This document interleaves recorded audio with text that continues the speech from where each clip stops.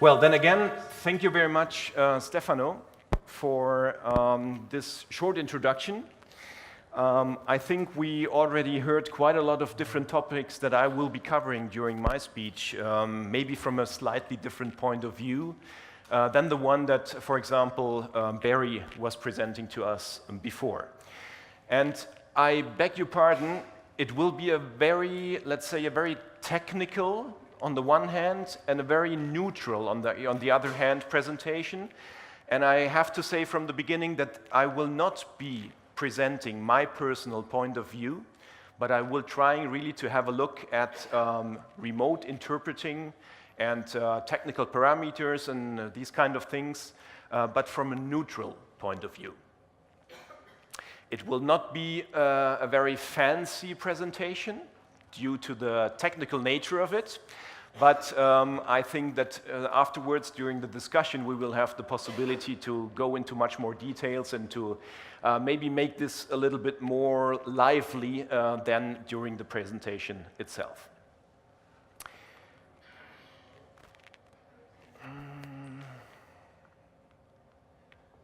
Okay.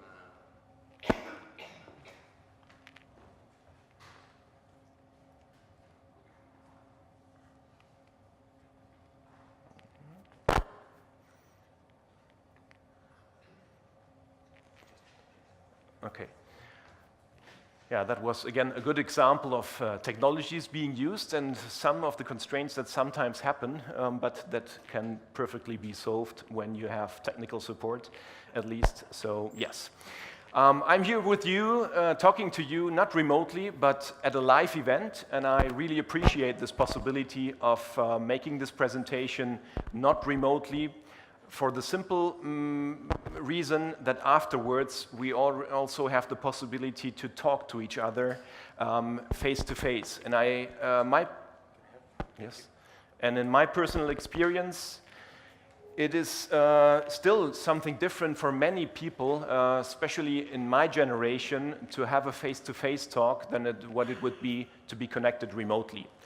This does not mean that remote is something we should not be addressing. And that's why we are here today, and that's what we want to do. And I really appreciate very much the efforts the Italian region have undertaken, have made in order to bring us all together here and really try to discuss in a very open way what remote interpreting is about and what there will or might be in the future in this context. Just to give you some personal data for those who don't know me yet, I'm a freelance conference interpreter. I've been working on the freelance market since 1992.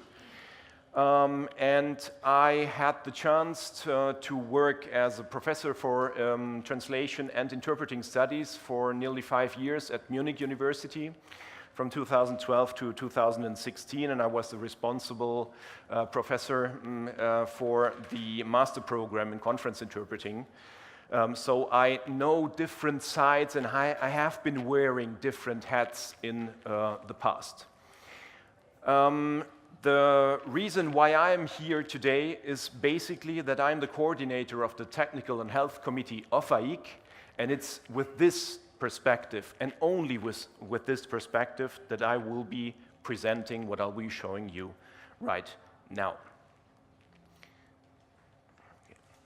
So what do I want to cover today? I will give you a very brief introduction into distance interpreting, coming back a little bit to what Barry said before in terms of different definitions, different terms that are being used, and maybe, or no, not maybe, but you will definitely find some different definitions and a different approach than the one that Barry showed us before, for the simple reason that we have adopted a certain terminology within AIIC, and that's the one I'm using.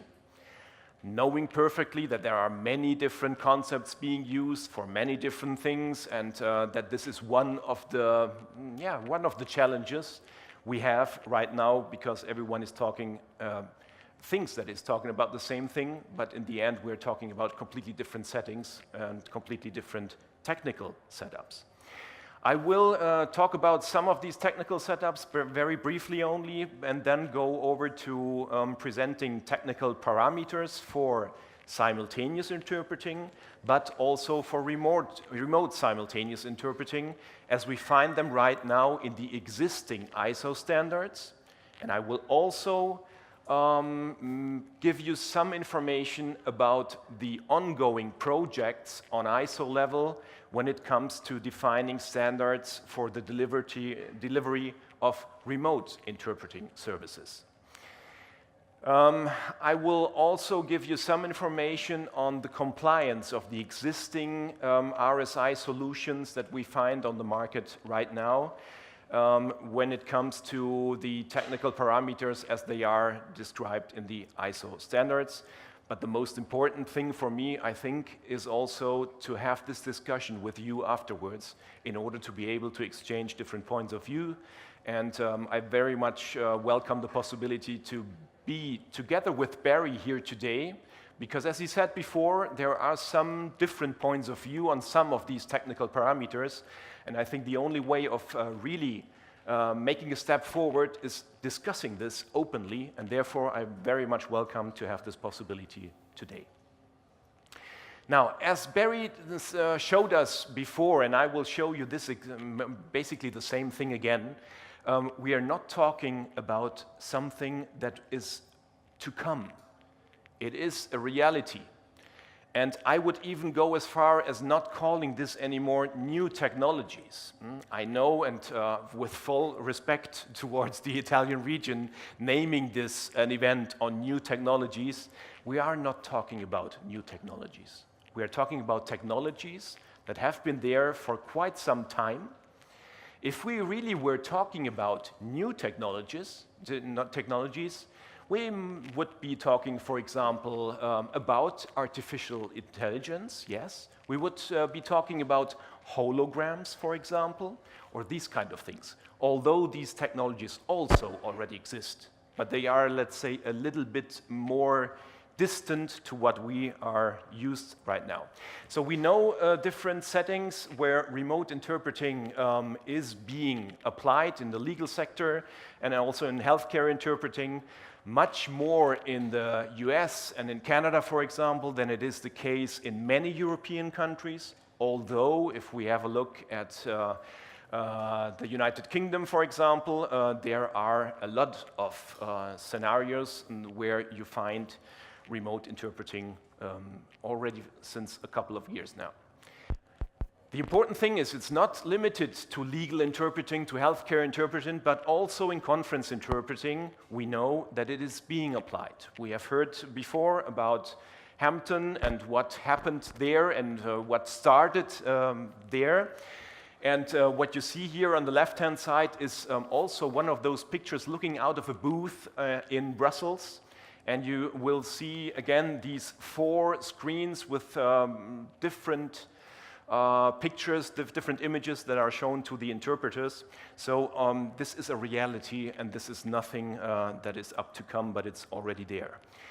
This is the institutional market where we find it, but we also find it, and we have been seeing this for many years already, on the private market. Scenarios like the one you see above here on the right-hand side, and this was my workplace in one of those assignments, have become quite frequent since the last, I would say, even 10, 12, 13 years. Yeah? This is nothing new. The only thing is that you were sitting in the room next door.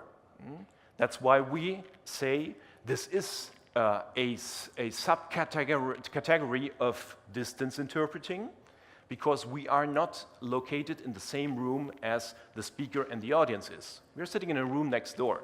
Yeah? And this is something that, at least in Germany, on the private market, is quite frequent for many different reasons. Coming to definitions, as I said before, the problem is that we are talking about remote interpreting, taking this as a kind of generic concept to describe all sorts of different settings and technical setups. This wouldn't be a problem, basically, if this wouldn't have a direct impact and a massive impact on the necessary technical setup to make this happen. So there are significant differences in terms of the interpreting mode, for example. Barry touched a little bit on this with consecutive and simultaneous. It is a very, very big difference between those two modes of interpreting when it comes to the necessary technical requirements. It also is different in terms of the cognitive processes that are happening in our brains when we deliver our service in consecutive mode or in simultaneous mode. There is a huge difference. And also it is difference in terms of quality of service, overall service of a, let's say, an interpreting system, seeing this as something that englobes all the different parties that are involved. The ones that work within AIIC might have seen several times already this, graphical way of representing what remote interpreting is following our AIIC definition. And there you would see that remote interpreting we talk about remote interpreting at that moment where we as interpreters don't have a direct view of the speaker and the participants anymore. That is when we start talking about remote interpreting. Whereas if we are sitting in the same room and there is only one speaker being connected from a distance, then we talk about teleconference interpreting, which can be audio only or it can be video, which is also, again, a difference. When we have a look at the right-hand side, remote interpreting, then again there, as the interpreter is not co-located with the speaker and participants, we would talk about the possibility of using video and audio. Of course, the audio will always be there. It should, at least. Or audio only. This might happen. But video always will include the audio. Again, something that we have to keep in mind in order to really be sure what we are talking about. And then again, okay, multi-screen or single screen, these are solutions to make this happen. There's a lot of progress being made on this. There are really new technologies that are coming into the market that might give us the possibility of working with a single screen, but even then having different possibilities of making visible video feeds. Even the interpreters themselves being able to control this. Because let's not forget one thing, and I want to mention this at this stage already. We are all individuals. None of us works exactly the same way that our teammate does. And one prefers to have the close-up of the speaker during the whole event, because that's the only thing that he's interested in. And the other one likes to see something different, wants to see the reaction of the audience, but big, not only small. So we are all individuals, so maybe we should think also of the possibility of adjusting this according to our individual needs, just as a little food for thought. So again, the question is, who is remote? If it's the interpreter, then we talk about remote interpreting. Just keep this in mind, because you will find this during the whole presentation again. Now, as I'm here talking to you about ISO standards, it is also important to know how does ISO define distance interpreting, and where do we find remote interpreting there? You can find here the definition that is being used right now, and the source is the ISO standard 2108 on quality and transmission of audio and video signals to interpreters. And there you find as the main entry distance interpreting. With the definition you can read below that. It's interpreting of a speaker in a different location from that of the interpreter, enabled by information and communications technology. A very broad concept which really covers all the different varieties we've been talking about before. Remote interpreting in ISO terms is a so-called admitted term to this main entry, due to the fact that in some regions in this world, they talk about remote interpreting, they use remote interpreting, but referring to what we think should be named distance interpreting. And to make this, to find let's say, a consensus between the experts on ISO level, that was in the end the solution. I don't want to say that this is the best solution ever. It needs some more reflection in the future, but that's what we have in the ISO standards right now, and therefore I need to tell you just as it is. When it comes to technical setups, it is important to have a look exactly at the specific setting you are talking about. For example, as I said before, if you as an interpreter are in the conference room with the audience and with the main speakers, and only one speaker is connected from a distance, you would be talking about audio conference interpreting if it's only audio, or video conference interpreting if there would be audio and video.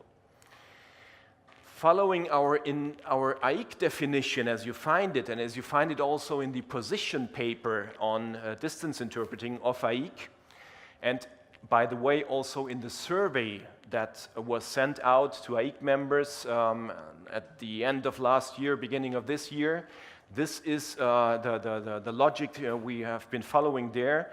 This scenario would not be called remote interpreting. It would be called distance interpreting as a generic concept, and inside this it would be audio conference interpreting or video conference interpreting. If the interpreter would be on site where the event takes place, but in a separate room, what you saw before, my personal experience, with the visual input you get per video signals, and these visual input is displayed on one or several screens, then you would be talking about video remote interpreting.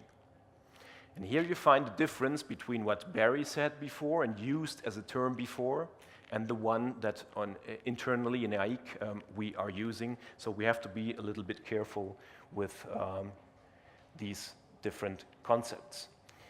If the interpreter would not be on site anymore where the event takes place, but all the other participants would still be, speaker and audience in one room, but the interpreter is not sitting there in the booth anymore, but somewhere, then we would again speak of video remote interpreting. Interpreter is remote, delivering remotely his services with video feed and audio included, so video remote interpreting. And the last setup that I want to mention in this case now is that everyone is sitting somewhere around the world.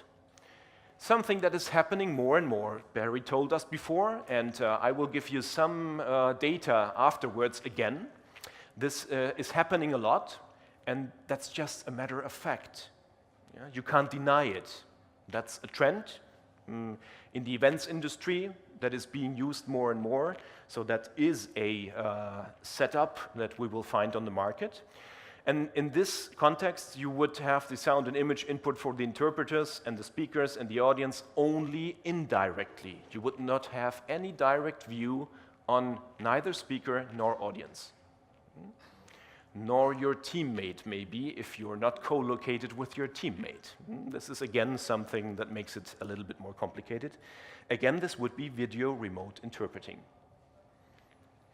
Now, in terms of technologies, we heard this before. I don't want to go too much into details because we had this before. Again, there are a number of different technological solutions to make this happen, these different scenarios, to cover these different scenarios.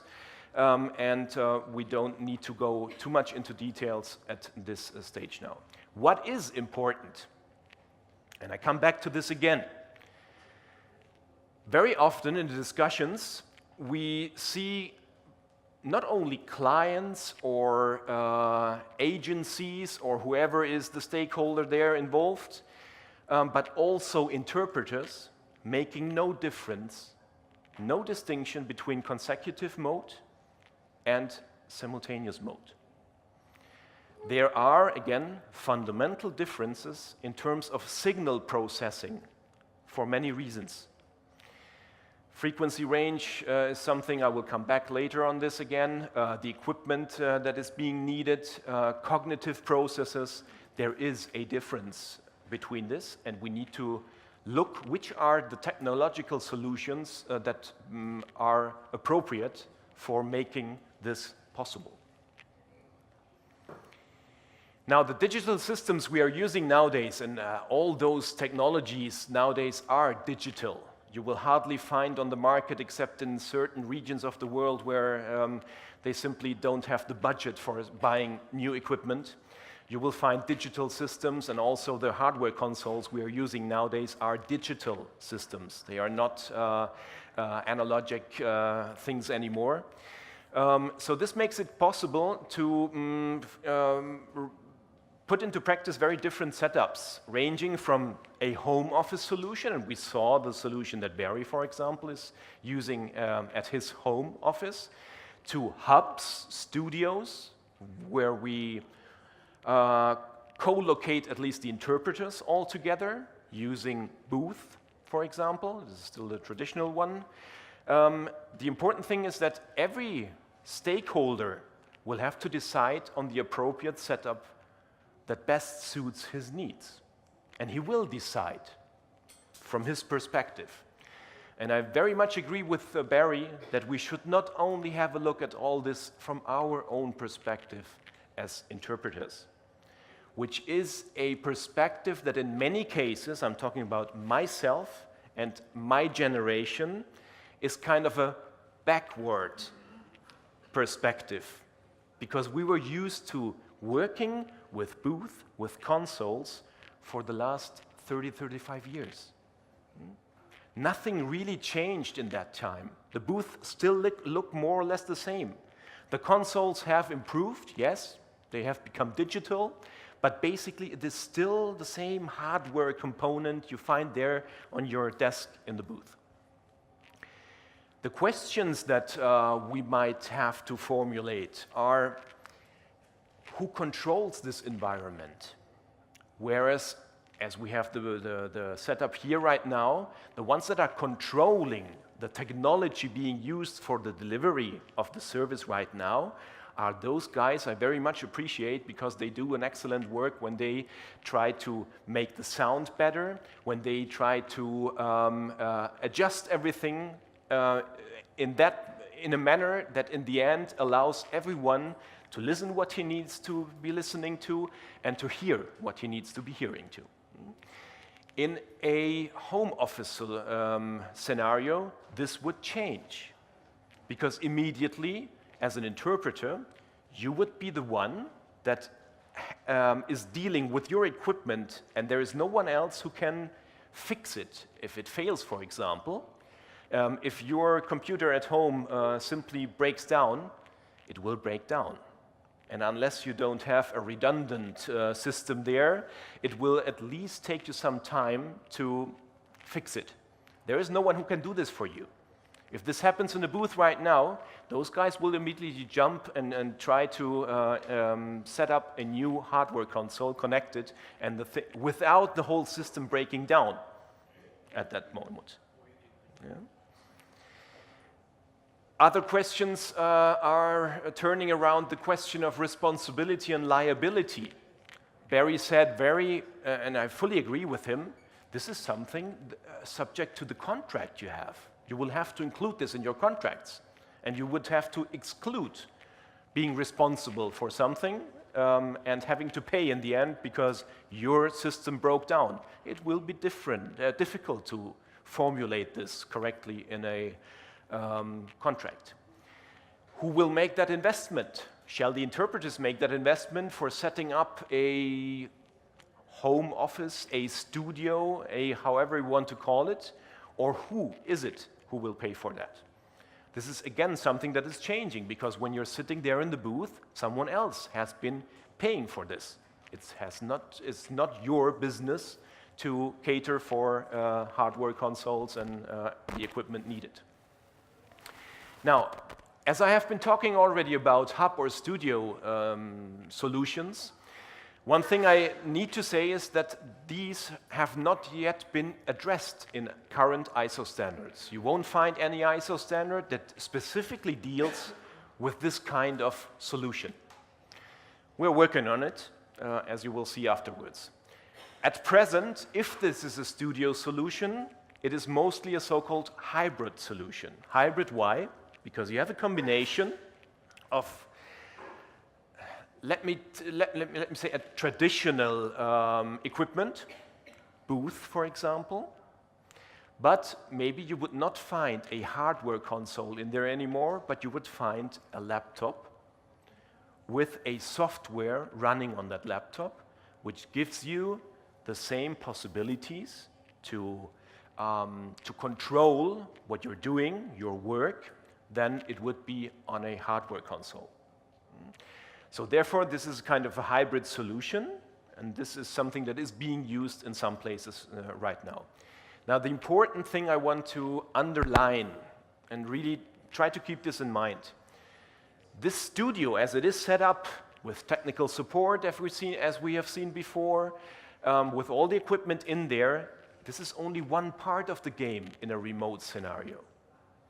You also have to look very closely at every point that is connected to this distance interpreting scenario, which means the speakers, who controls what equipment is being used by the speakers, who controls what kind of device is being used for listening to your interpreted channel. It might be the wrong device, and in the end, people will perceive this as a bad interpreting service. Also something that might happen. Every point needs to be addressed, needs to be monitored during the event, and needs to be controlled.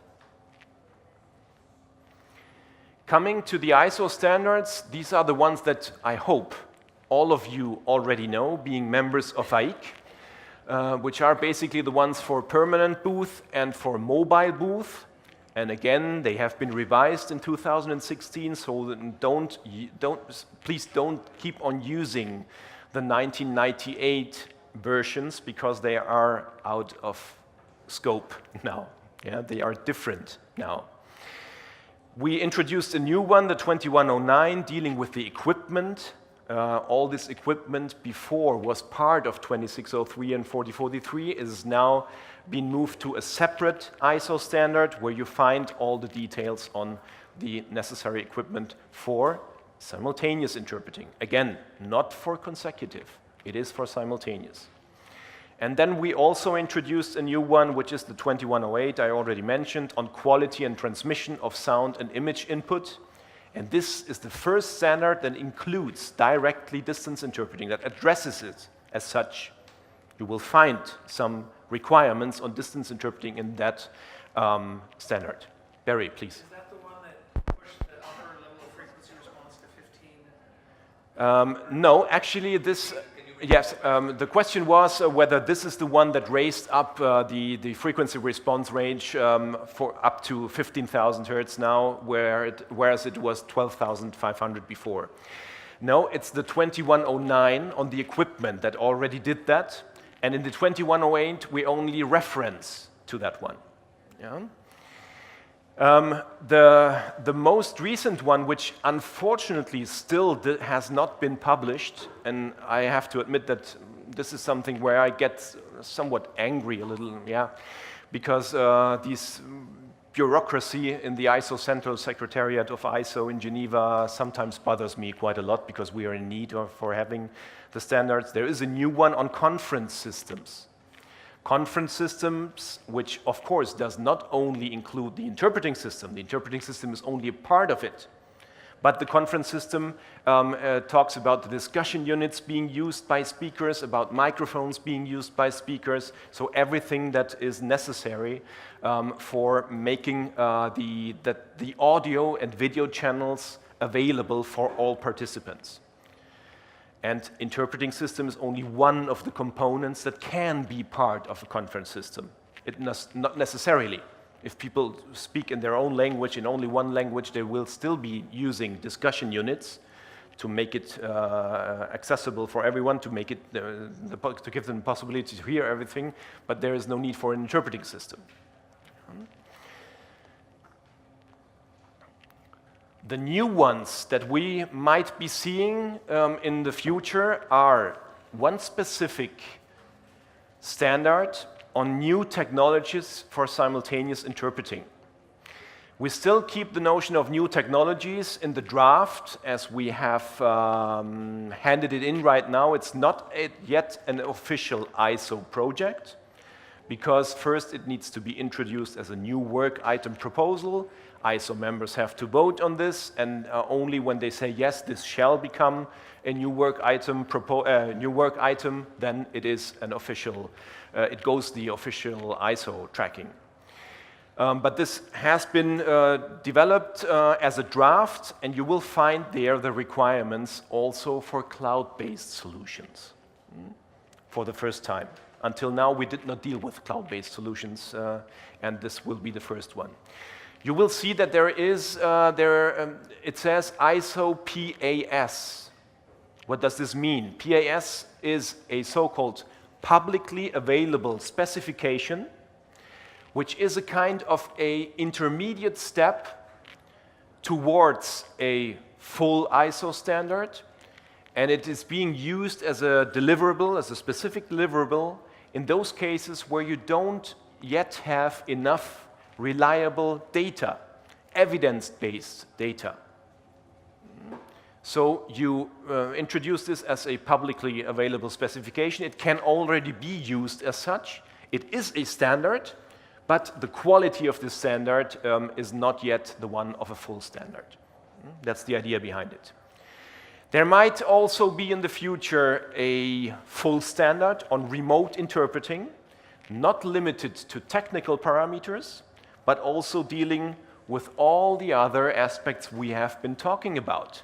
What about manning strength? What about co-location or not co-location of interpreters and things like that? Everything could be part of this new standard.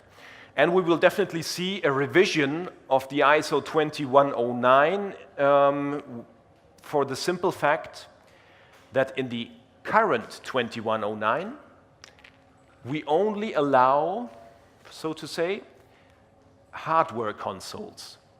Now we know that the software consoles, the cloud-based systems with soft consoles are there on the market. So we need to address those also in this standard on equipment, and therefore there will be a revision of that standard. Klaus, Yeah. a very quick question, you'll be able to repeat it. The middle standard, the one that's not there yet. Yes. Remote interpreting, you said it would cover everything, even issues like liability for network problems, etc. So the question was if this standard on remote interpreting, the full one, if this one would really include everything, including also liability issues, for example. Possibly, yes, and in my personal opinion, it should, but this is up to decide on ISO level what will be the scope and what will be the different requirements. That was, yeah, in theory, it's possible, yeah, definitely. Okay, this is very, very briefly, because I'm boring people with this kind of things every once in a while, but it's important as we are here at an AIIC event. It's important for me to stress on the fact that we still have a code of professional ethics that allows for remote interpreting only in, how does it say, exceptional circumstances where a direct view is not possible. We tried to change this at the Valencia assembly. Due to lack of time, in the end, we did not come to it. Full stop, yeah? Just to let you know what there is. Yeah. But there is a position paper on distance interpreting of AIIC, which clearly says that this is something that exists, is being performed based on the study, the survey we made.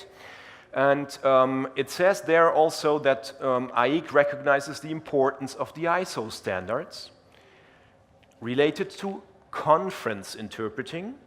And I'm coming back to something that in many events nowadays is trying to be avoided, which is making a difference between conference interpreting and community interpreting and legal interpreting and healthcare interpreting. But our association, in its name, includes this concept of conference interpreting. So we should at least know ourselves what we are talking about. Yeah? This is something we will have to sort out. And it also says in this position paper that the distance interpreting modalities must meet the applicable requirements of those existing ISO standards. You will see now which are those requirements.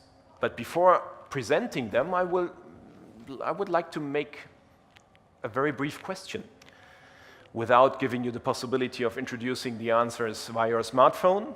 But I liked it. I really liked it, and I think it's a good way of dealing with this in a different manner. What kind of workplace do you have right now when you work as a conference interpreter? Just imagine, how does this look like? Yeah? I'm quite sure that many of us will be thinking about a booth. By the way, this is a booth according to the ISO standard, the current ISO standard, and it's quite different from some of the booths you might find. I hardly dare saying, but the booth we find here might not be fully compliant with the latest version of the ISO standard. One variety of booth that is definitely not compliant with the ISO standard is this one. Interestingly, this is something I took out from internet just yesterday. Interestingly, you will find above on the right-hand side something saying, incorporating modified ISO standard 4043 guidelines. Incorporating. A very interesting way of saying, yeah, maybe some of them, but not all of them. Yeah, just to keep this in mind. It is not 4043 compliant. Definitely not. Yeah. You will think about hardware consoles. These are the most recent generations of the digital ones, 2 examples only. There are more of those on the market as well, of course. So to sum this up, you will think about a booth, a console, a headset. You will have some lighting, you will have a desk. You will have screen or screens for getting the video input. Sometimes even in a presence-based scenario, you are so far away from the speaker that you need this visual input on a screen. You will be talking about, or you will be using maybe a laptop for terminology management. Yeah.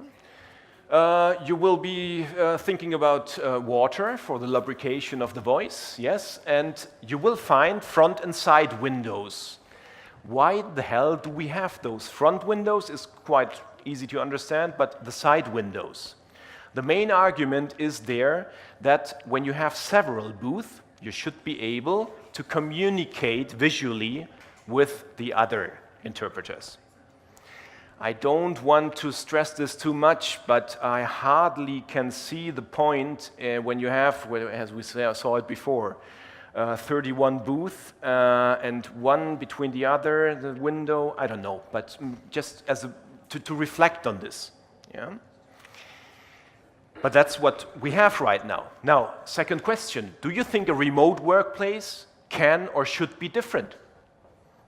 If we would make a voting now, probably there would be a 50% that would say, yes, maybe it should be different. The rest might be saying, let's keep what we have right now because that's what we know, which is a very human way of answering this kind of question. I think we all agree on the fact that on-site simultaneous interpreting is not the same as remote simultaneous interpreting. There are differences. That's why we are here. Otherwise, we would not be talking about it. But the question is, shouldn't the basic parameters and the functionalities be the same? And if we say so, what are those basic parameters and what are those functionalities you would need? There's a question from Barry. Maybe we could give him the microphone. Yes.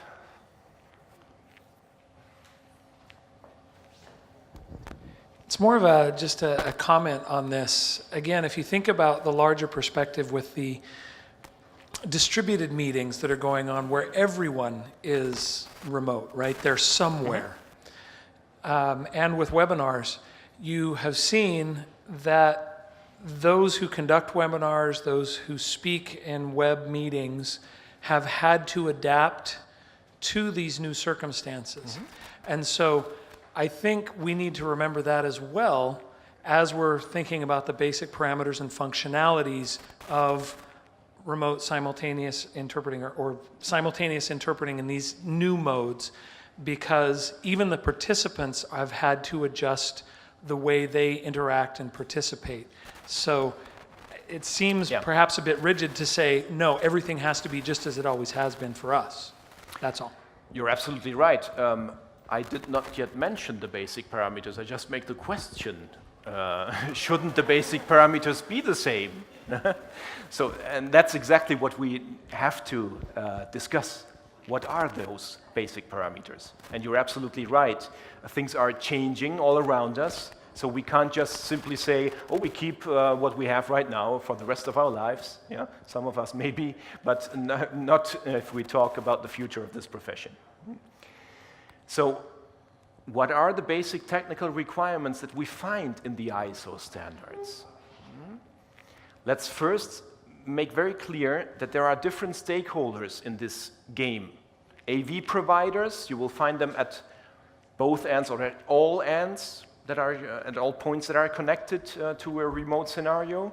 You will have platform providers in terms of the ones that are offering now cloud-based interpreting systems, to call it that way. You will find interpreters. You will find maybe rental companies that rent the equipment. You will find hub providers. We find them also on the market right now.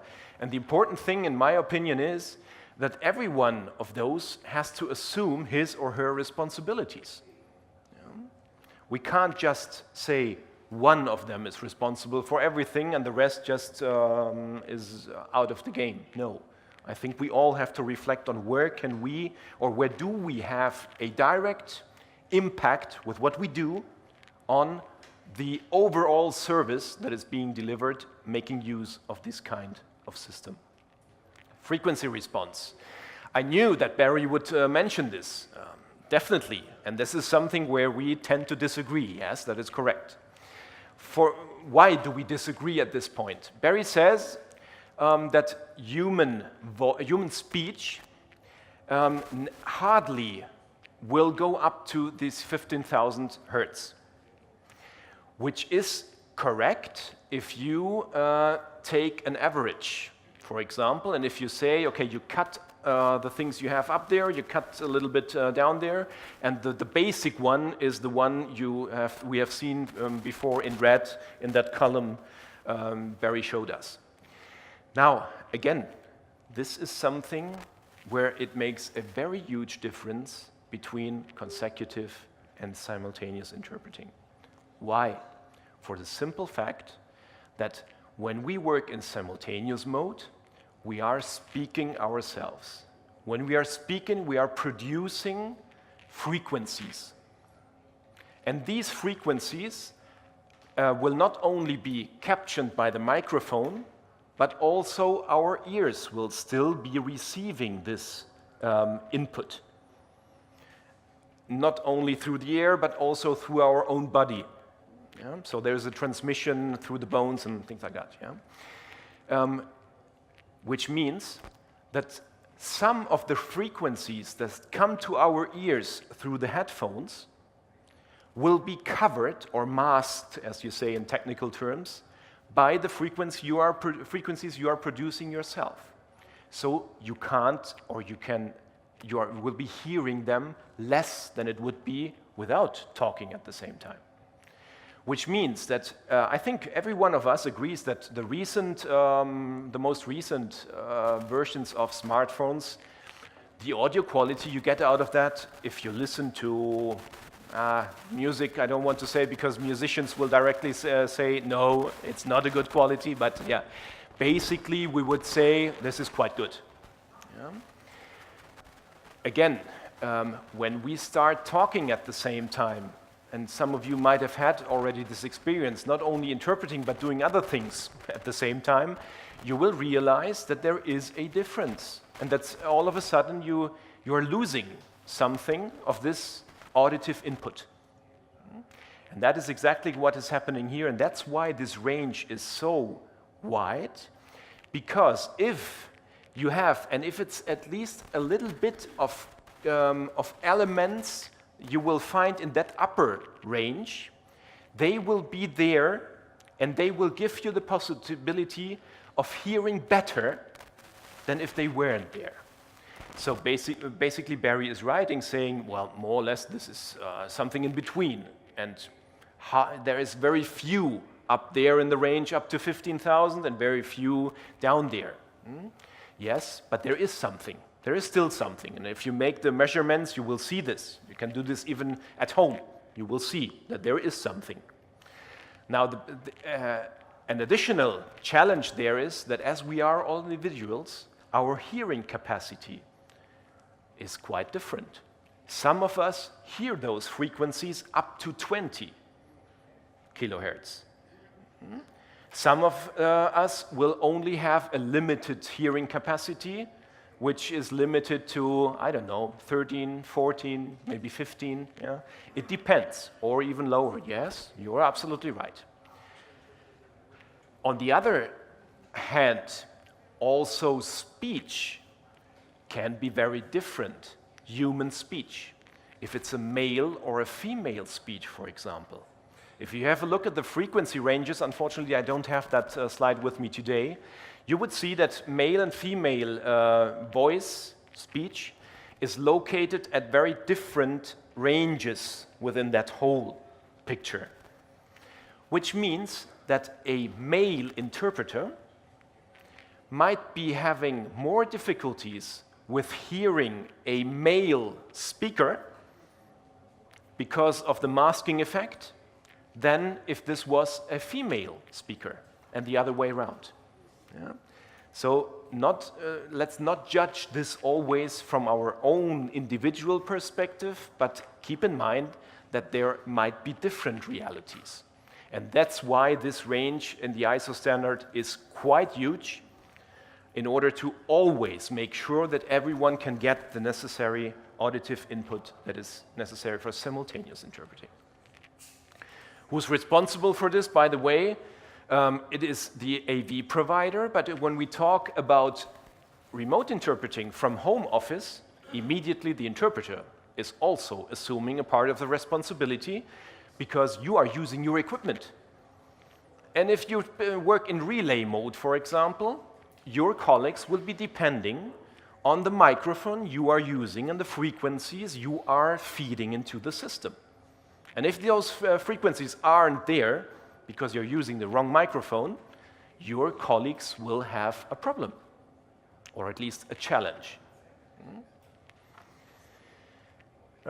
This shows this quite good. This is the technical. These are the technical data of a very frequent headset, as you would find it in Germany, for example, where you see that the speakers, which means the speakers from the headphones, they cover the frequency range indicated in the ISO standard, going from 60, in this case, to 16,000, so that's okay. But the microphone is limited to 6,800. So it will not capture the whole frequency range, and the system, as good as it may be, and even having the capacity of transmitting this, can't transmit something that isn't there. Also something that needs to be kept in mind. These requirements apply to all kinds of microphones that are being used, be it handheld, lapel, head-worn, any other kind of microphone. And this also needs to be a requirement for all the external sources that are being used, be that laptops, be that video conferencing system, web conferencing systems, be that smartphones. And the microphone of a smartphone, until now, is still not able to capture that whole frequency range, even if some of us would wish it was so. Yeah, being able to switch on microphones, microphone management, let's not get too technical, but it is important that you have the possibility of controlling microphones in such a remote setting. There is also one requirement about speech intelligibility included in the ISO standards. These kind of numbers are not very useful for us as interpreters because we can't make those measurements anyway. Yeah?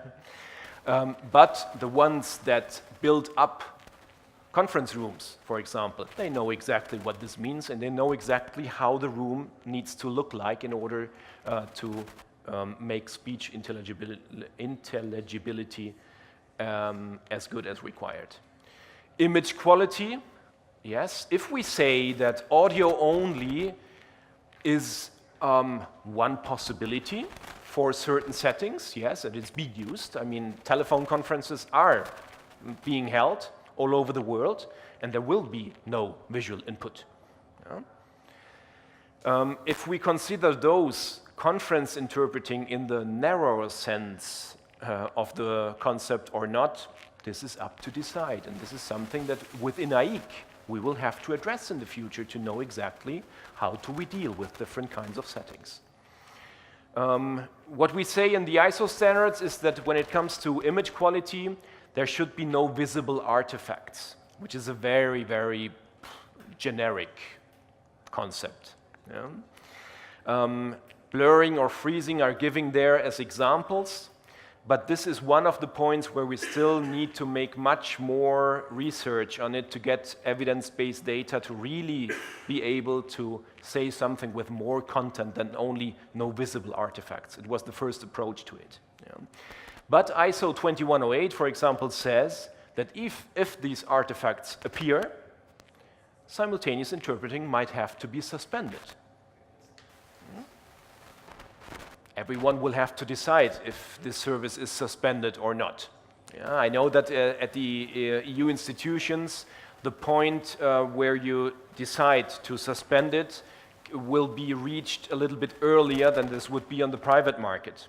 That's my experience, at least, from what I've heard. Yeah. A question directly related to this? Okay, go ahead, please.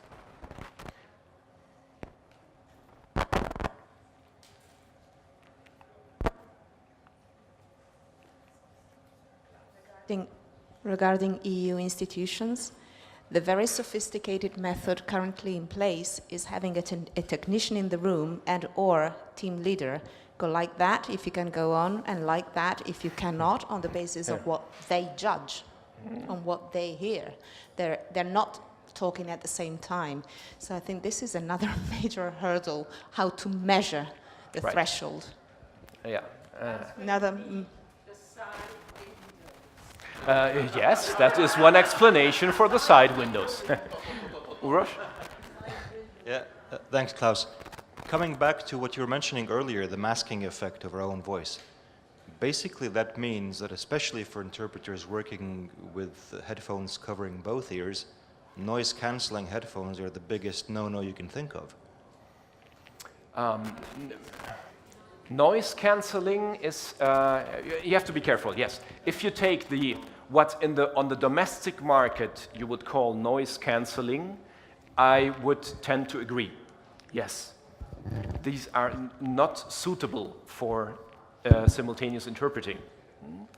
But there is something that sounds very similar, which is the auto echo cancelling. It's echo cancelling. And this is a feature that is very important.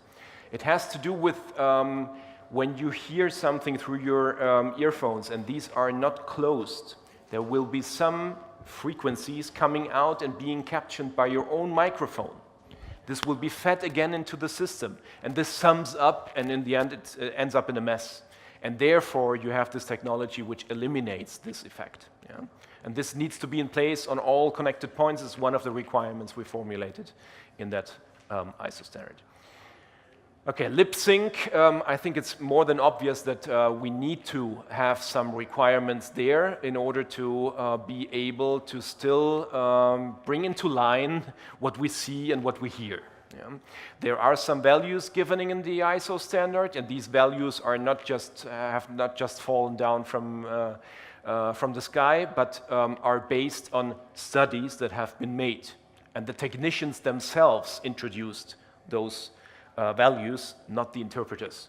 We as interpreters, we aren't able to give those numbers. Latency, also something that is quite important. And what you will find in the ISO standards until now is only a value that is given for the moment when at the source there is someone producing an audio signal and a video signal, until this gets through the earphones to your ears as an interpreter. And therefore we set these 500 milliseconds, which is 0.5 seconds. It's not a lot. Yeah? But again, what the interpreter delivers will be fed into the system again, and the audience will need to get that. And this part, until now, is missing, for the simple reason that we couldn't say exactly what to put there. Be very careful when providers of RSI solutions tell you, oh, that this is not important anyway, because you as interpreters, you always have décalage. Yes, it's a nice try, but not more. We could measure this exactly. At the moment where you produce one tone, you could measure when does this tone, this single tone, arrive at the audience's headphones or whatever. And that is the one where you need to set the thing for. By the way, in the draft standard we have just finished, we introduced these 500 milliseconds also for the way back to the audience. So in total, this would be 1 second, which we think would still match with having as an audience the possibility to see the speaker, which is there with you, and to get the interpreted channel, and this is more or less in line. Okay, speech intelligibility, accessibility. There are, of course, some things related to accessibility in the ISO standards, because we have to think of persons with disabilities. You will find also this, and a lot of more requirements that I simply don't want to present all of them, because it would be quite difficult to digest at this point now. Now, we have been talking a little bit about liability. I just want to throw into the discussion some questions. Who assumes liability for damages, for example, and how can we regulate this in a remote scenario?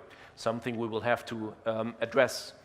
And I always recommend to include this in the contracts as good as you can. And if you are approached by someone who wants you to work on remote, then make this question: which platform is being used? Is the platform compliant with ISO 2108 or 2109? Which does not mean that if it is not compliant, you should never do this, or something like that. Just make this question in order to know what you will have to face in that situation then. Who gives the technical support during the event? If you are in a home studio, a home office, the only way of getting technical support is of giving someone access to your computer from a distance. That is the only way of dealing with it. Otherwise, you would need a technician sitting beside you who fixes bugs whenever they appear. Communication with the team partners, how does this work? The classical solution until now is working with the chat. When you try this out, you will sooner or later come to the point where you realize that managing a chat while interpreting in simultaneous mode is a challenge. It is not impossible. And it's up to, it has a lot to do with getting used to it. Train your brain. Yeah? Our brain is able to do fabulous things. The problem is that we only use a very small part of the capacity of our brains. So training is also something that is very important in this regard. Platforms, you will see a lot of those platforms tomorrow, so let's skip this one right away. I would only like to tell you that there is a so-called ISO compliance matrix that the technical committee sends out to platform providers, asking them to fill in data. And this data, we will now be using it for making our own tests and then compare what we get as data and what the reality shows. These testings will be made with the aid of external companies, of course. We are no technicians. We need the help of people who have the necessary skills, the necessary equipment, but this will be carried out in the future now. And then we will see in how far this compliance is there or not. So far, we still have to say that none of the solutions currently available on the market are fully compliant with all the requirements that you find in the ISO standards. It's slightly unfair to say this because of the fact that on a software-based console, for example, you will not have an obtrusive button for regulating whatever, yeah? For example. So, but there are some providers, some platforms, some solutions that are quite close to being compliant. Yeah? This is also a message I want to give you. To come to the end, trends, we have had some information about trends from Barry's side. This is something I found also, it's quite interesting. It's about cycles of when will emerging technologies be there and be available. Yeah?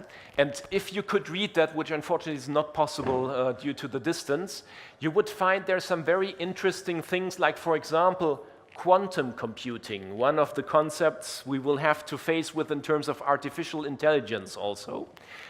You will also find something saying, where is it? Conversation AI platforms.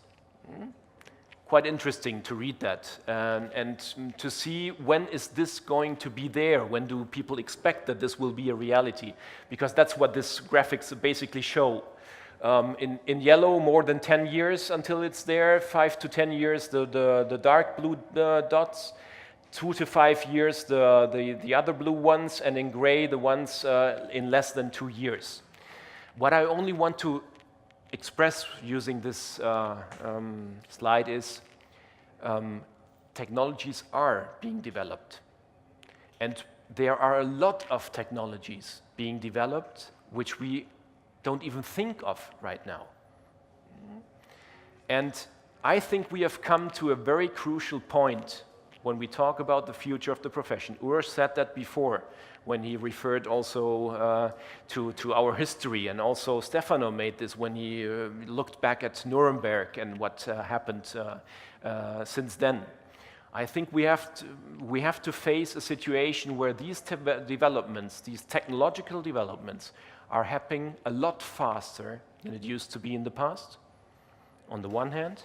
On the other hand, the accessibility of those technologies is improving in terms of money, for example. And we simply have to face a situation where this is something that we have to deal with in our private lives, but also in our professional field. The trends are there. MICE industry is very much into making more and more virtual meetings, simplifying the management of meetings. Barry said this before, I don't have to stress on this again. One thing I want to share with you is something that happened just a couple of days ago. Some of you might have read this. Faking AI-generated simultaneous interpreting, and the consequences that this had in this specific case. The one that tried to do this, I think he did not feel very comfortable afterwards, because there were some major issues that resulted from this. Yeah. So some say it is true. Some say that it is almost true. You will never find out if this really was the objective, the intention. Yeah. Now, AIIC and distance interpreting, the reason why we are here is that we at least the ones that are here, realize that we have to do something. We have to address it. We can't deny it. We can't just say this, no, we don't want it. We need to deal with it. And that's why we have these kind of events, and I very much appreciate, again, this initiative here. There will be guidelines on video remote interpreting in simultaneous mode. You will see them at the beginning of December, published by AIIC. We are working on them. And we will, as I said, be carrying out a series of tests with RSI solutions in order to get the evidence-based data and not only base ourselves on personal and individual experience and comments on that one. I would like to take the opportunity, as I see at least one of the providers being in the room right now, there will be more tomorrow, and I will raise this again. We invite providers to go down this path together with us. This is the only way of dealing with it if we really try to collaborate on this, because I think we depend on each other. The providers can't work without the interpreters, and we as interpreters can't work without technological solutions that make this possible for us. So let's work together. That's the most important thing. We need much more in the future, of course, and let me end with some words that I find quite interesting. Technology skill set is the barrier. It's not the technology itself. Reflect a little bit on this, and this might also give a hint on what my personal opinion is on this, even if I did not want to share personal opinions basically with you today. Thank you very much for your attention.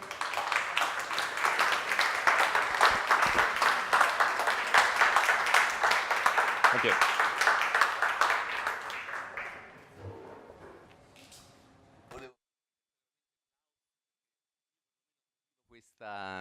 Questo inizio di queste 2 giornate. Cioè questo è un romanzo, una storia che si sta scrivendo per noi. Per noi sono nuove, Klaus.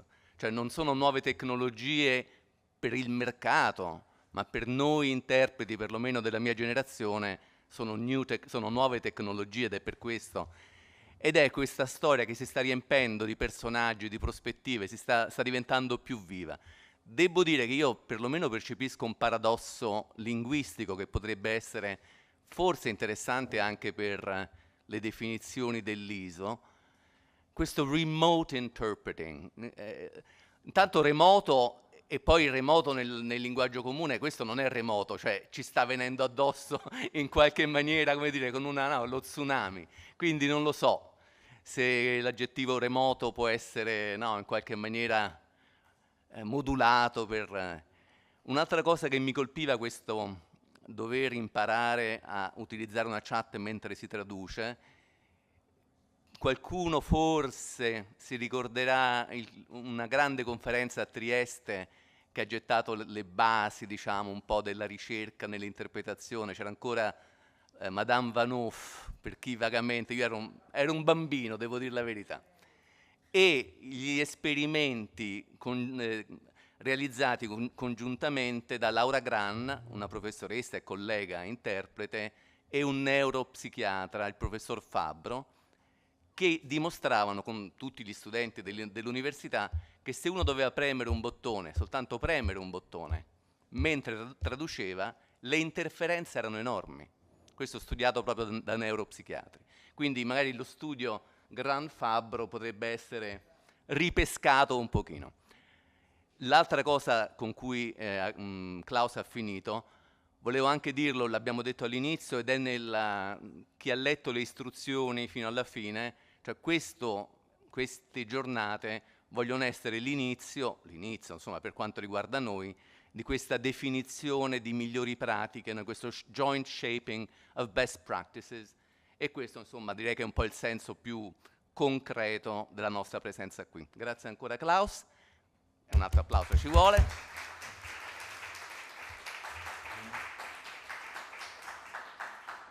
E adesso, Marzia l'abbiamo già in parte presentata prima, completo la presentazione.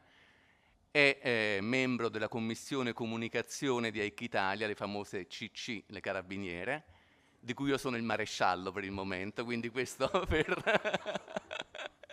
così ci chiamiamo tra di noi. È la nostra webmaster, è membro della commissione tecnica e salute di AIIC, è l'anima e la colonna di queste giornate, quindi le do la parola con grande piacere. Vai Marzia.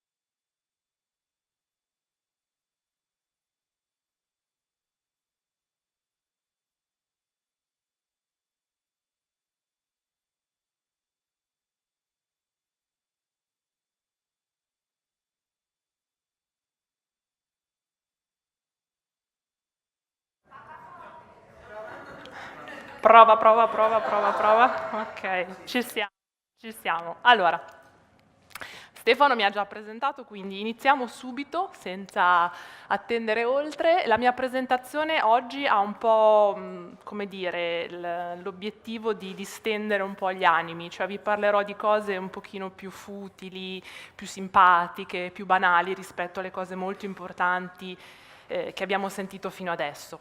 L'obiettivo è proprio quello di accompagnarvi, cioè di fare un viaggio assieme nel mondo delle varie app che si trovano sul mercato.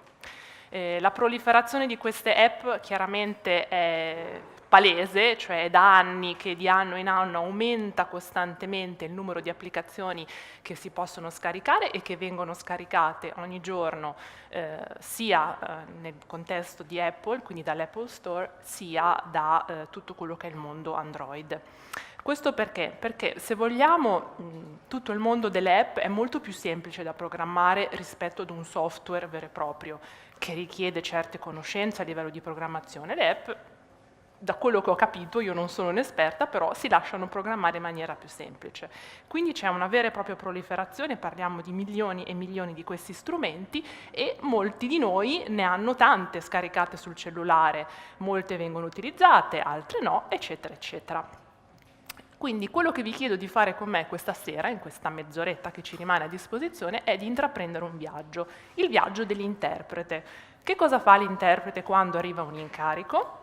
Mediamente comincia a documentarsi, guarda dove dovrebbe andare, guarda tutta la logistica, si prenota gli hotel, guarda i treni, fino a dover sbrigare tutto il cosiddetto paperwork, quindi la burocrazia, firmare il contratto, la lettera d'incarico prima di recarsi in loco, poi ovviamente c'è il viaggio vero e proprio, c'è il lavoro di preparazione, c'è il lavoro in cabina, il post cabina, cioè il follow up, la sistemazione degli appunti, eccetera, fino alla fatturazione finale, eventuale sollecito che si spera non ci sia mai del pagamento, anche se sappiamo che chi lavora sul mercato privato questa cosa ogni tanto la deve fare.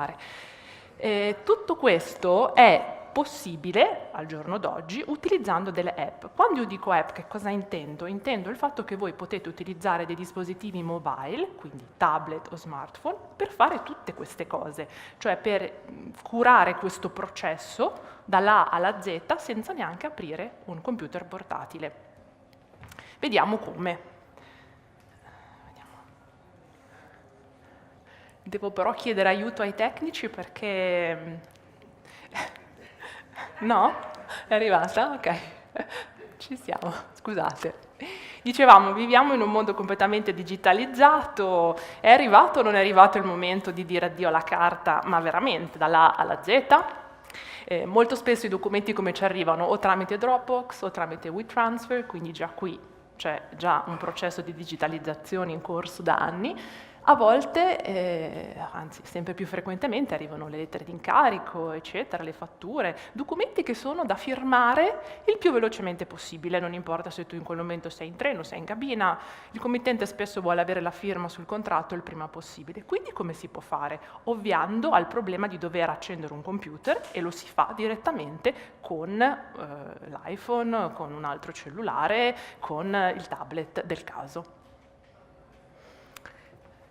Qui vediamo semplicemente il numero di app che vengono scaricate di anno in anno, aumenta sempre più. So che questi grafici non sono particolarmente nitidi, voi avrete comunque a disposizione al termine dell'evento una cartellina Dropbox con tutte le presentazioni che verranno approvate da tutti i relatori, quindi avrete modo poi di verificare i vari dati e di visualizzare tutto per bene successivamente. Molti sono degli screenshot, per cui la risoluzione è quella che non si può fare molto di meglio. Dicevo, venite con me e facciamo questo viaggio, il viaggio dell'interprete. Come inizia il percorso solitamente? C'è da organizzare la logistica. Come lo si fa? Si va su Google Maps mediamente, dove vado, cosa devo fare, quali sono gli hotel, eccetera. Qui siamo tutti esperti, non è che io stia qua a raccontarvi qualcosa di nuovo, però magari c'è qualche piccola sfumatura, qualche opportunità che c'è per semplificarsi la vita che non avete preso in considerazione. Per la legge dei grandi numeri, siccome stasera vi citerò almeno un centinaio di app, qualcuna non la conoscerete e magari tornerete a casa con una brillante idea su come semplificarvi la vita in un modo o nell'altro. Viaggi, Google Maps e Telepass Pay. Subito un inciso. Disclaimer, non ho nessun tipo di rapporto con nessuna delle aziende, con nessuna delle app che vi citerò stasera. Quelle che ho le ho pagate tutte, le ho provate e le ho testate in primis, quindi vorrei essere molto schietta da questo punto di vista. Molti di voi utilizzeranno Google Maps, magari non tutti sanno che Google Maps dà anche un'opportunità molto utile di pianificare anche gli spostamenti a piedi, cioè avete bisogno di recarvi dall'altra parte di Roma, dall'altra parte di Milano, potete consultare Google Maps, inserire l'indirizzo e vi vengono dati anche i numeri dei mezzi pubblici che vanno in zona e il tempo stimato che vi serve per arrivarci. Questo in tutto il mondo, quindi tutto sommato non è per niente male. Addirittura è incluso anche il trasporto via treno, quindi non solamente i mezzi pubblici urbani. Qualche slide esemplificativa. Telepass Pay, magari molti di voi che operano sul mercato italiano sapranno che c'è questa applicazione che è la gemella diretta del Telepass che spesso utilizziamo per andare in autostrada e pagare in automatico i pedaggi, che si chiama Telepass Pay. Che cosa vi consente di fare? Oltre a tutta una serie di altre cose, vi dà la possibilità di pagare la sosta in maniera digitale, con notevoli vantaggi, cioè non dovete più cercare gli spicci, vi arriva la fattura a fine mese a casa, possibilmente incorporata già con quella del Telepass normale per il pedaggio autostradale, dovete estendere e prolungare il tempo che vi serve il parcheggio, nessun problema, lo fate in remoto, siete ancora in cabina, tirate fuori l'app e semplicemente fate scorrere in avanti il tempo. Finite prima, non pagate in eccesso, quindi non dovete più inserire soldi così in eccesso tanto per stare tranquilli, perché c'è questo dispositivo. Poi altri strumenti molto utili sono gli strumenti correlati alla produttività, cioè come mi organizzo le mie attività, come mi imposto uno scadenziario, ad esempio mi attende un convegno particolarmente impegnativo, decido che ogni giorno mi preparo una pagina di glossario o mi leggo X documenti di riferimento. In questo modo posso organizzarmi tutte le varie attività. È ovvio che applicazioni di questo tipo, va da sé, vanno bene per tutte le cose, anche per la gestione del menage familiare, chiaramente, la spesa, i bambini, eccetera, eccetera. Questo esula un po' dalla presentazione odierna, ma sono strumenti veramente molto potenti. Qualche piccola schermata, qualche screenshot per farvi vedere grosso modo come sono. Google Task è un po' l'ultimo arrivato tra questi sistemi, ha ovviamente l'enorme vantaggio di essere completamente integrato con tutta la famiglia Google, quindi Gmail, eccetera, cioè in un secondo vi inserite una nuova scadenza, una nuova cosa da fare. Evernote, penso che lo conoscano in tantissimi, è forse il più affilato, il più potente di questi strumenti. Ci si può fare di tutto, creare categorie, sottocategorie, liste da spuntare quando le cose sono state fatte, di tutto di più. Vedremo a breve altre applicazioncine che sono sempre del mondo Evernote, che sono associate ad Evernote e che possono esserci veramente molto utili. Una di queste è Scannable, che magari tanti di voi conoscono, è un modo per utilizzare il cellulare e in 448 effettuare una scansione, non una foto, una scansione di un documento. Esempio lapalissiano direi, arriva l'organizzatore, pum, ti lancia lì in cabina il bel plico di un documento da 7 pagine, 8 pagine, quello che è, però casualmente ne ha solo una copia. In cabina si lavora in 2, molto probabilmente il coloratore ce lo si dividerà tra 2 colleghi. Quindi cosa si fa? Magari uno dei 2, anziché star lì a fare le foto, lo può addirittura scansionare molto rapidamente ed è a disposizione di tutti, non solamente dell'unico collega che in quel momento sta lavorando. Altri strumenti, sempre per quanto riguarda gli scadenziari, gestione delle varie attività.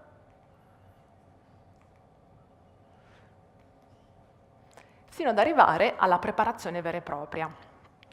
Preparazione vera e propria vuol dire in primis chiaramente gestire una mole di file, spesso devastante. Il classico problema che si presenta e dove vedi che i colleghi che utilizzano magari solo il tablet ogni tanto arrancano è la gestione di file che vengono inviati all'ultimo secondo, magari tramite dei link come può essere Dropbox, e ti dicono non riesco a scaricarlo, non riesco ad accedere, e lì si incaglia un po' il processo. Vedremo che ci sono dei trucchetti per ovviare a questo problema. Altro aspetto fondamentale è la lettura dei documenti.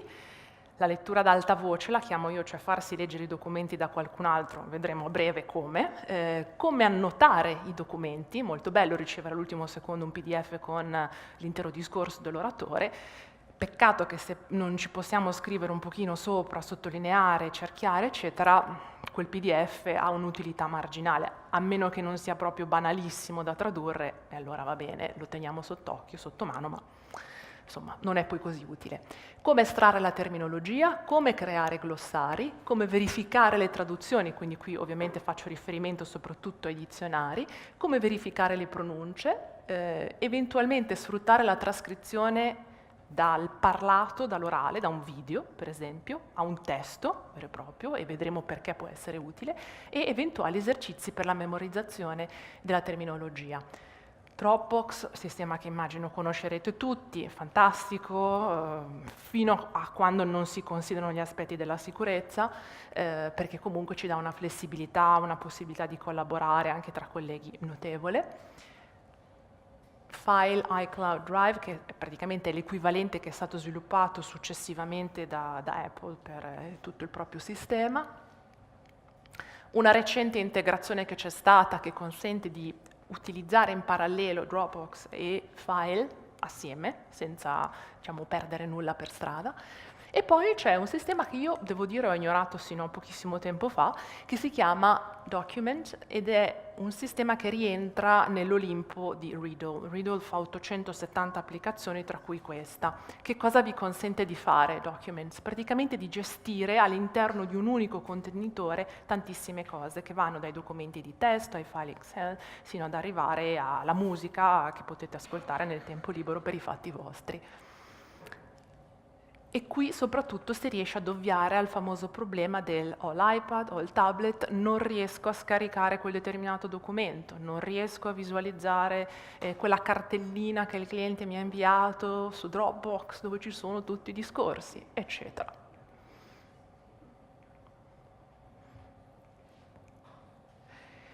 Poi ovviamente Google Drive, che tutti conosciamo, è uno strumento molto utile anche questo. Per darvi un esempio, anche noi organizzando la giornata di oggi ci siamo avvalsi di questo sistema, ci ha consentito di condividere liste, elenchi, file, è un modo molto utile per collaborare e si vede chi si è collegato, chi ha apportato le ultime modifiche ed è un sistema veramente molto valido, molto efficace. Arriviamo alla notazione dei documenti, anche qui amplissima scelta, io ve ne consiglio 4, io in particolar modo utilizzo il secondo. Vi faccio vedere brevemente che cosa si può fare quando un documento arriva ed è in PDF o in Word. Ci si può fare di tutto, in poche parole, tutto quello che agli interpreti piace fare con i documenti,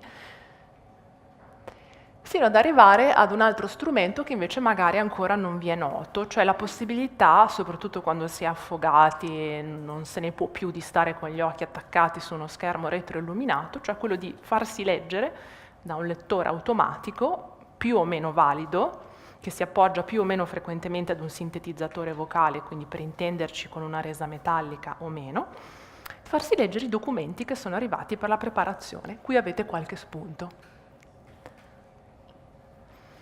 Sistemi per l'estrazione della terminologia e la creazione dei glossari. Qui scivolo via molto velocemente perché sono argomenti abbastanza triti e ritriti e noi come interpreti conosciamo ormai quali strumenti vengono utilizzati per la maggiore, ovviamente Google Drive perché si può creare facilissimamente un file di Excel comune in cui più colleghi interagiscono e rimpolpano questo glossario con i propri termini in maniera del tutto collaborativa senza che nulla venga perso. Intragross, che non è un'applicazione, ma ve la cito perché per l'estrazione dei termini è forse il sistema principe, e poi Interplex, che tutti conosciamo, nelle versioni HD e Lite, che sono quelle dedicate al mondo dell'iPhone o degli smartphone e dei tablet. Arriviamo alla verifica delle traduzioni. Ovviamente ci sono fior di dizionari adesso, ma non solamente quelli semplici con pochi lemmi al loro interno, ci sono delle versioni come app dei dizionari più tosti, più grossi che noi conosciamo, con costi ovviamente conseguenti. Qui qualche breve riferimento, stiamo parlando chiaramente di persone, nel mio caso, che lavorano con l'italiano, ovviamente c'è di tutto di più nel mondo per tutte le varie combinazioni. Qui magari a qualcuno è sfuggito, tra chi ha l'iWatch, che è possibile addirittura avere il dizionario su un iWatch, quindi anche per gli incarichi più sensibili, dove non è consentito nemmeno avere un iPad sotto come tavoletta, come coperta di Linux, c'è questa possibilità. Verifica delle pronunce, qui vi lascio 4 suggerimenti, i primi 3 sono per verificare l'inglese, semplicemente, banalmente, l'ultimo addirittura per verificare i nomi di personaggi famosi, quindi anche di altre lingue, nomi di scrittori, di autori, filosofi e quant'altro. Uno strumento che anche in questo caso non è proprio una app, però vi consente di verificare ad esempio la correttezza grammaticale di quello che state scrivendo, è un sito di fatto, è Grammarly e sta prendendo veramente molto piede, vale per l'inglese per il momento solamente. E poi arriviamo alla trascrizione di video in testo. Perché questo può essere utile? Perché appunto magari come strumento di preparazione il cliente vi ha dato dei video pregressi dello stesso relatore che andrete a tradurre a distanza di qualche giorno ed è a volte impossibile stare lì ed ascoltare 4-5 ore di parlato perché semplicemente non avete a disposizione quel tempo. Magari la prima soluzione può essere quella di verificare se su YouTube c'è la possibilità di fare la trascrizione. Non è sempre accuratissima, ma è comunque già un buon strumento per iniziare. Oppure ci sono strumenti più sofisticati, alcuni anche a pagamento, che vi consentono di avere una trascrizione un pochino più fedele. Transcribe Me, che è un servizio a tutti gli effetti, e Rev Voice Recorder.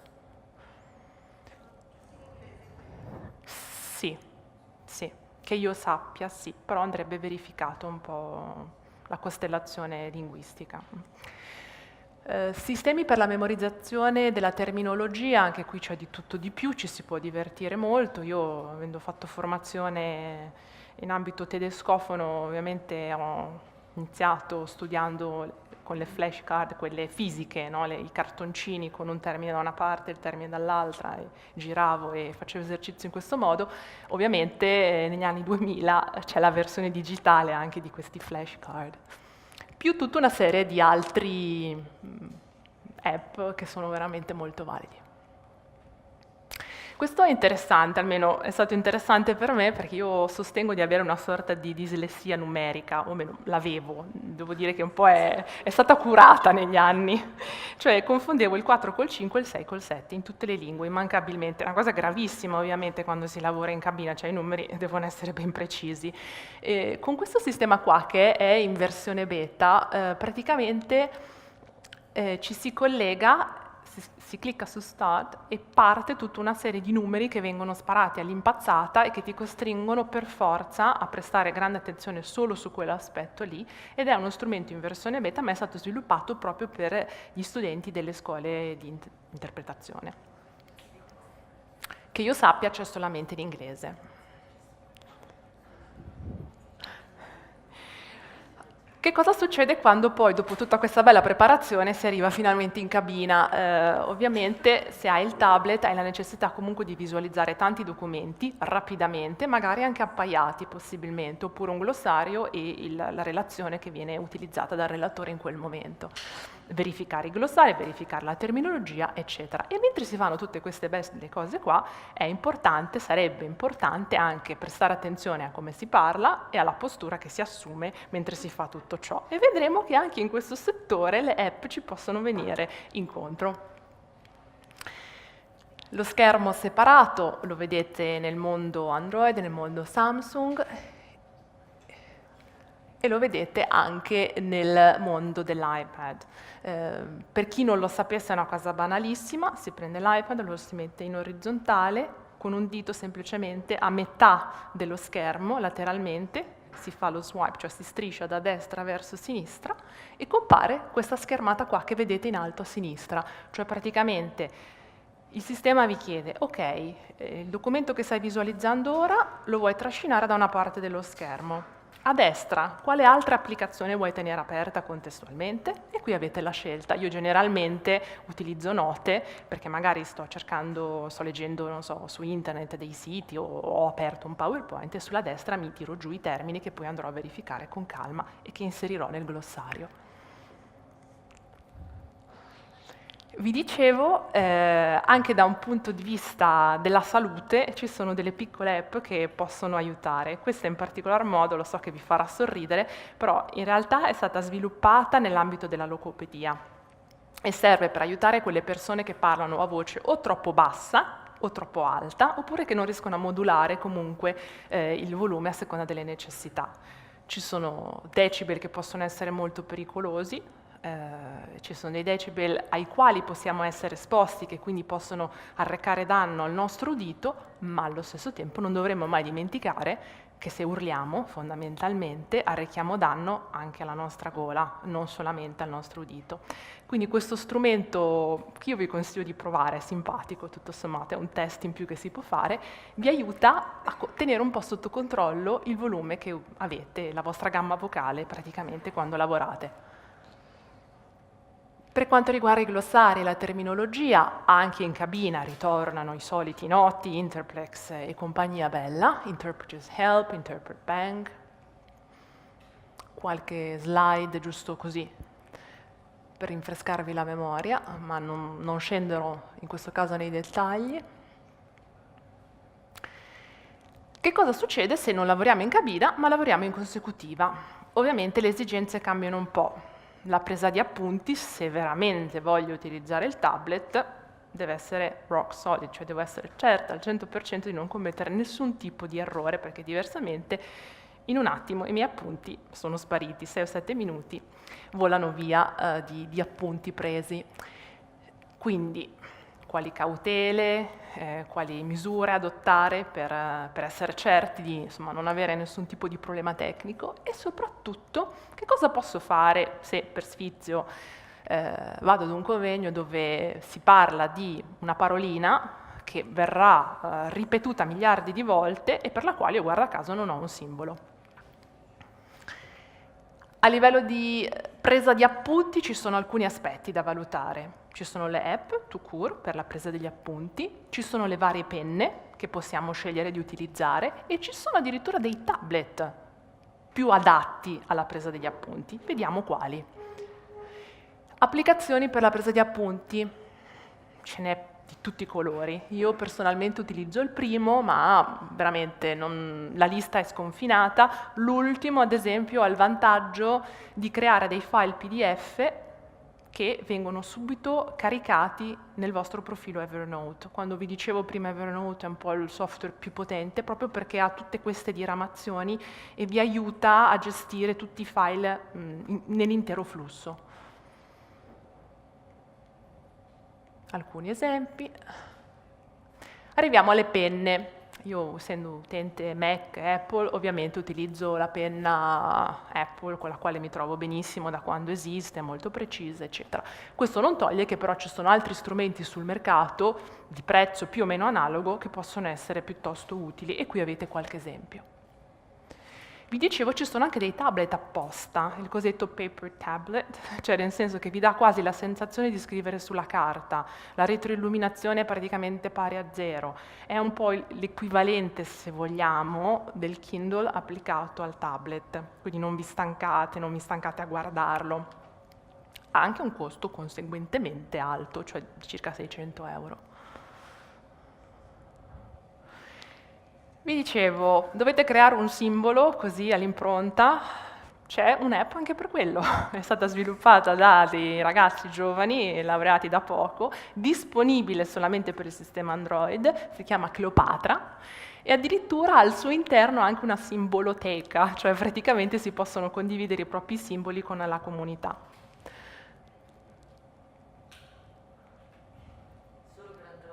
Solo per Android che io sappia, però magari arriverà anche per il mondo Apple. Arriviamo alle questioni un po' più noiose, che sono quelle della contabilità. Anche qui è possibile gestire l'intero processo dal tablet o addirittura anche da un cellulare. Cosa si può fare? Gestire chiaramente il database dei clienti, preparare preventivi, fatturazione, registrare i pagamenti, creare le note spese, che io non so a voi, ma a me creano veramente qualche problema quando una volta ogni trimestre mi devo mettere lì e perdere 3 o 4 ore a registrare tutti gli scontrini, le varie cose, mettere tutto in un file Excel. Non si finisce più, cioè preferirei dedicare quel tempo ad attività realmente produttive o alla mia formazione. Io ho trovato il modo per ovviare al problema, dopo anni di ricerche ce l'ho fatta. Poi questo forse vale un po' più per il mercato italiano, abbiamo la firma digitale, le one-time password, la fatturazione elettronica, che a partire da gennaio pare prenderà il via anche per noi, e posta certificata e quant'altro. Qui vedete alcuni dei sistemi che vanno per la maggiore, i primi 2 sono americani, il terzo è tedesco e il quarto è italiano, della famiglia Team System, che ha già una costolina che si chiama Agio, che guarda caso è proprio deputata alla fatturazione elettronica. Vi do qualche esempio. Praticamente una volta inseriti i dati all'interno di questi sistemi, ad esempio un nuovo cliente, si può creare un nuovo progetto, si possono associare dei file di progetto, si può creare una lettera di incarico da farsi firmare al cliente, si può creare alla fine la fattura, un eventuale sollecito di pagamento, eccetera, eccetera.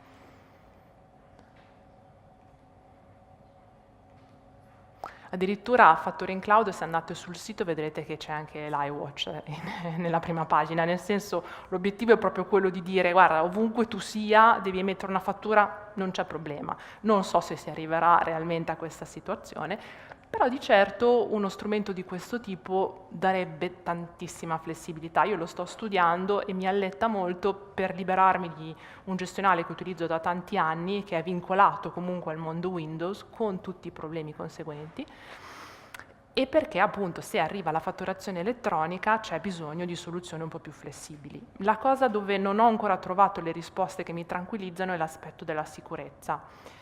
Cioè vorrei essere ovviamente certa che i dati che io poi metto online, cioè i dati dei miei clienti, i miei lavori, insomma dati estremamente sensibili e confidenziali, siano rispettati. Fatturazione elettronica con agio, sino ad arrivare alle note spese. Qui io ho testato un sacco di piccole app, alcune a pagamento, alcune no. Alla fine sono riuscita a farmene approvare una dal commercialista perché questa app mi dà la possibilità di creare degli importi mensili suddivisi per categorie. Vi do un esempio. Cioè io quando vado al bar, sono fuori per una trasferta, vado al ristorante, mi viene dato uno scontrino, quello che normalmente dovrei mettere in nota spese perché non è una fattura, faccio una foto, viene inserita direttamente in questo sistema, io digito solamente l'importo e devo selezionare la categoria, cioè se è settore trasporti, cibo, manutenzione, riparazione, quello che è. A fine mese non devo fare altro che cliccare sull'ultimo pulsantino e lui mi crea un bel PDF suddiviso per categorie, se io così voglio, di tutti gli importi, di tutte le spese che ho sostenuto in quel mese lì.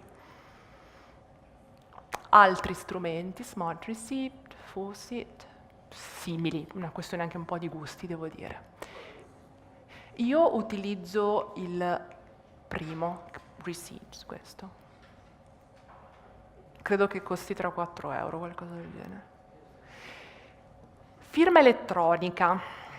Molti di voi, se siete utenti Mac, saprete che è possibile, aprendo un qualsiasi file PDF con l'applicazione che si chiama Anteprima, è possibile inserire una firma elettronica senza dover stampare il documento, apporre la firma, scansionare, caricare e spedire per mail al cliente la lettera di incarico.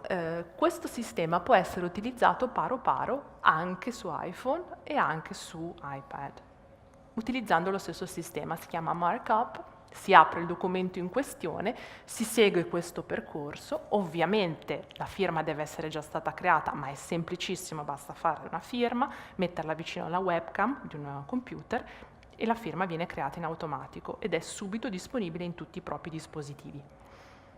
Ovviamente ci sono delle soluzioni ad hoc, anche per il mondo Android, che possono funzionare anche per Apple, che sono queste. E poi arriviamo alla firma digitale, alle mail certificate, one-time password. Queste sono tutte adempienze che pian piano stanno arrivando anche per noi, liberi professionisti o no. Io qui vi do solamente un consiglio, andate a vedere sul sito di Aruba che cosa offre, ci sono delle applicazioni veramente molto utili, ad esempio ora che la posta certificata diventerà ancora più importante, perché sarà lo strumento tramite il quale ci arriveranno le fatture elettroniche, è importante averla sul cellulare. Io fino a poco tempo fa l'avevo solamente sul computer e la controllavo saltuariamente. Ora la voglio tenere sott'occhio con maggiore frequenza e questi sistemi devo dire che mi aiutano molto. Allora, come concludere? Sicuramente con uno scherzetto linguistico, no? An app day keeps the doctor away, dice il proverbio. Quello che vi propongo io è un app day, cioè di organizzare magari una giornata dove selezioniamo una serie di applicazioni e vediamo come possono essere applicate nella realtà, facendo delle cose, se vogliamo, banali e noiose, come ad esempio l'importazione di file in Interplex, come la creazione di una nota spese. Io vi propongo Bologna, ovviamente sono un po' di parte perché da Bologna vengo, però insomma ne possiamo parlare. E qua concludo.